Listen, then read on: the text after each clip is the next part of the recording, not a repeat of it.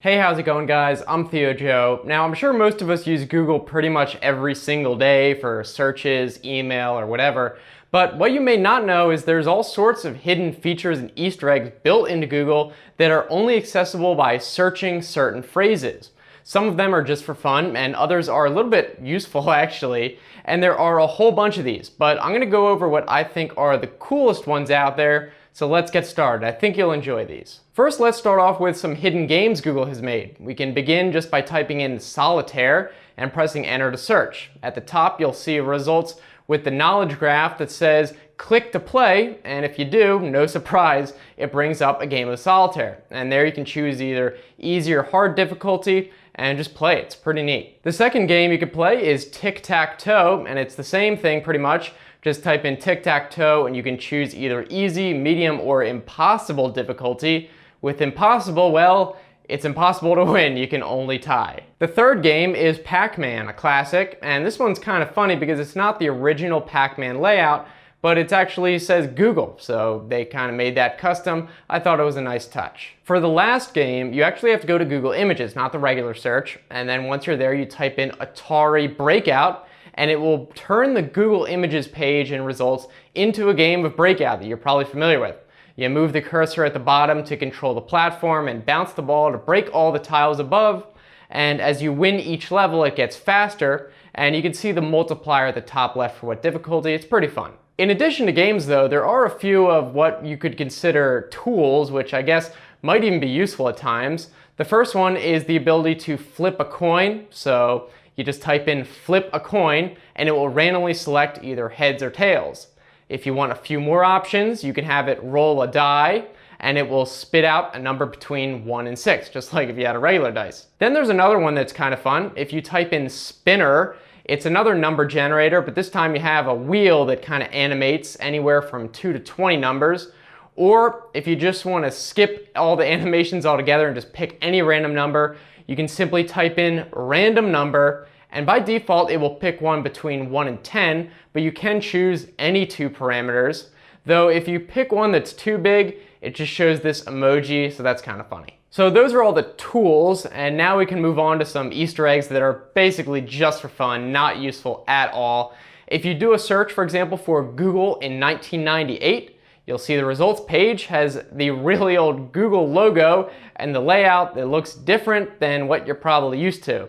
I'm not sure exactly if that's how it looked back then, but I'm guessing it's pretty close. And one of the funny things is at the bottom of this page, it used to have links, I guess, to all the old search engines like Alta Vista, InfoSeek, Lycos, Yahoo, and some others. It's neat to see what Google used to look like. Next, another search you can type in is Super Mario Bros. And in the knowledge graph panel on the right, you'll see a question mark box that's blinking. And if you click on that, it just does this little animation and plays the sound effect from Mario. In a similar fashion, you can type in Sonic the Hedgehog, and in the same spot, this time you'll see a little picture of Sonic, and it's not blinking or anything, so it's not that obvious, but you can actually click on it. And when you do, it has him spin and play the sound effect from all the games. Yet another video game one is for anyone who's played StarCraft, you'll like this one, and it's when you type in Zerg Rush. With this, it will have a bunch of the O's from Google come down from the top of the screen and start to eat the results, I guess you could say. And the idea is that it's like in StarCraft where you just immediately start building the Zerglings and attack the opponent. And you'll see that when it's actually attacking the page, there's like little health bars. And another funny thing is if you wait long enough, the O's will move and arrange themselves to say GG, good game. Pretty neat. Moving on, a fun one for the holidays is to type in Festivus, and on the left-hand side, it will show a Festivus pole that extends down the length of the page. And if you don't get that reference, well, first of all, you've been missing out. But this is all from an episode of Seinfeld, and Festivus, it's basically a made-up holiday, and instead of putting up a Christmas tree, you put up a Festivus pole, and it's literally just an aluminum pole. It's a classic. Definitely watch that episode if you haven't seen it. Next up, if you do a search for recursion, it will suggest a spelling correction of, well, recursion. Wait a minute, isn't that what you just typed in? There's no spelling mistake. Well, if you click it, you'll realize that yes, it just puts you in a never-ending loop, which is exactly what recursion means. Another search you can do is to type in askew, and as you can probably guess, It just shows the search results page tilted, so that one's pretty simple. Next, anyone who's been around the internet long enough to remember the HTML blink tag, which for some reason got used way too often back in the day, well, you can relive that nightmare by doing a search for blink HTML, and as you might expect, it makes the word blink do just that anywhere on the page. Now this next one, I'm sure we've all wanted to know forever. It turns out that Google does indeed know the answer to life, the universe, and everything. If you type it in, Google will spend 7.5 million years thinking about it and then present you with the answer, which is, of course, 42. And if you have no idea what I'm talking about, it's a reference to the Hitchhiker's Guide to the Galaxy books and the movie, also classics. You'll want to check those out. Next up, we can go over one that isn't really search related. It lets you use Google in alternate languages, including some funny ones. So if you go to the bottom right and hit Settings, Search Settings, then Languages, and Show More, you'll get a big list you can choose from. Okay, so what's so special about that? Well, there are a few notable ones, such as hacker, which changes all the words on Google to leet speak, and there's also pirate, which for example changes I'm feeling lucky to I be feeling lucky, and there's even Klingon, which I have no idea how to read at all, but you can look through the languages and you might find some other neat ones. So those are a bunch of Easter eggs from the main Google page, but there are actually a few for Google Maps as well. For example, try getting directions from Snowdon to Brecon Beacons, if I pronounce that right, and it will give you the transit times of various methods, including by dragon, which apparently takes 37 minutes. And funny enough, they actually show a little Easter egg symbol next to that one. I guess in case someone literally thought you could ride a dragon. You know, there's probably people out there who would. And similar to that one, you can do directions from Windsor Castle to Buckingham Palace, and then go to public transportation options. In this list, it will give you a few different options, including the ability to travel by royal carriage. And it takes about an hour, apparently. Not the fastest method, but certainly the most stylish, I think. Here's one for those of you out there who are Doctor Who fans. And by the way, if you're not, again, you don't know what you're missing. Anyway, this Easter egg takes a few steps, but it's worth it.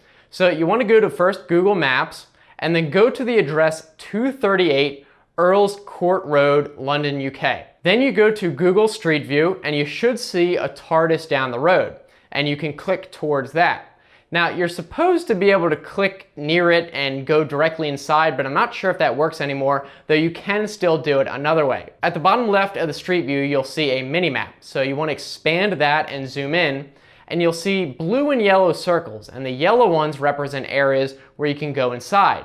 So find the one on the map that is in the same spot as the TARDIS. You can click on that and it will take you inside. Now, just like in the show, you can actually move around within the whole set, just like in regular Street View, except it's inside, and explore a bit. It's kind of tricky to navigate, but you can go up on the catwalks and walk around the main console as well. Pretty neat to check out. This next one uses a feature in Google Maps Street View that you might not have known about, so this is kind of like a double secret. Anyway, if you go to any place in Street View and then look at the top left, it will show the date the images were taken. But you might not have known that you can click on that little clock symbol and it will give you the option to go back in time and see what the Street View images looked like in the years past. So this is already pretty cool. You can compare how things have changed, but here's the Easter egg. If you look at the little guy in the Street View map, you'll see that he's changed, and now he has turned into the character Doc Brown from Back to the Future, which makes sense. It's a movie about time travel, and it's got the wild hair, the goggles, the lab coat, and he's holding a clock. Pretty funny. And finally, we have not so much an Easter egg as it is a hidden feature, and it's the new I'm Feeling Lucky button. As you know, how it used to work was you type in a search term and you could just hit that button and it would automatically go to the first result without seeing any others. And this ended up becoming obsolete when Google introduced the instant search, where it just shows you the results as soon as you start typing. However, the I'm Feeling Lucky button is still there, and now it just does something completely different. So nowadays, if you hover over it, it will actually rotate between different phrases with I'm feeling whatever. And clicking it will take you to one of several pre-selected pages on Google. These can be anything from Google Trends to search for restaurants. Might be kind of neat to do one day if you're bored. Though I should point out that you still can technically use the I'm Feeling Lucky button the way it used to work. To do so, simply click the settings on the bottom right, go to Search Settings, and then select Never Show Instant Results. And this makes Google behave just like it did a few years ago, the I'm feeling lucky button and all. So those are all the cool Google Easter eggs I thought you guys might like. There are lots of others that you can look up, but I think those are the best. And of course, there might be other new ones later on. So let me know what you guys think and if there are any really good ones I missed, and be sure to check the comments to see if anyone found some that are good. If you want to keep watching, I'll put some other videos right here. You can just click on those. And if you want to subscribe, I make new videos every Tuesday, Thursday, Saturday. Should be worth it. So thanks again, guys, for watching. I'll see you next time. Have a good one.